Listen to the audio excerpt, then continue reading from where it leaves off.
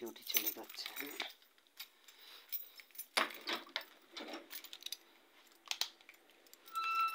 দেশের বন্যা পরিস্থিতিতে এখন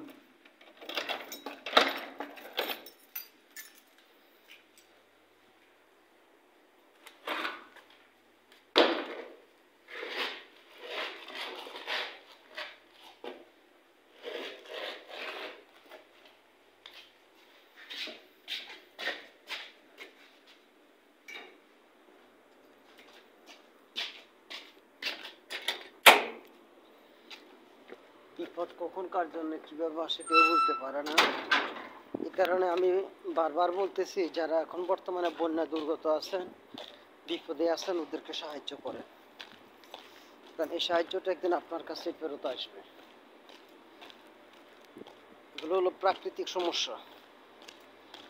গরম আর গরম, চারদিকে অনেক গাছপালা কেটে যে মরুভূমি বানাইছে, বাতাসে জলীয় বাষ্প নাই, চারদিকে গরম আর গরম। বেশি করে গাছ লাগাইলে এই সমস্যাটা সমাধান আশা করি অনেকটা হয়ে যাবে।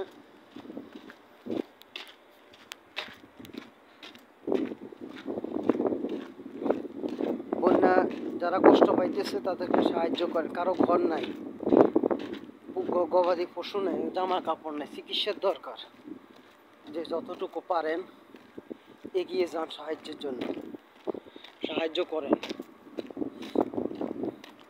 বলা তো যায় না এই বিপদ কখন আপনার কাছে আবার চলে আসে। আমরা যদি একজনের সাহায্যে যদি একজন এগিয়ে আসি, তাহলে আমরা তো এইভাবে আমরা অনেকটা বাঁচতে পারি। মানুষের জন্যই তো মানুষ, সকলের তরে সকলে মরা, প্রত্যেকের মরা পরের তরে। এখন এই সময় একটু ঠান্ডা পড়ার কথা, যে গরম পড়তেছে এখন বলার বাহিরে গরম।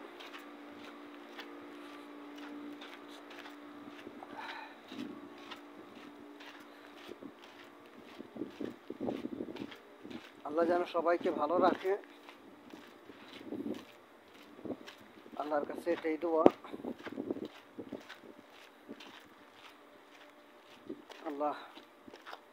আল্লাহ তো বন্যা দুর্গতদের সাহায্য কর। আল্লাহ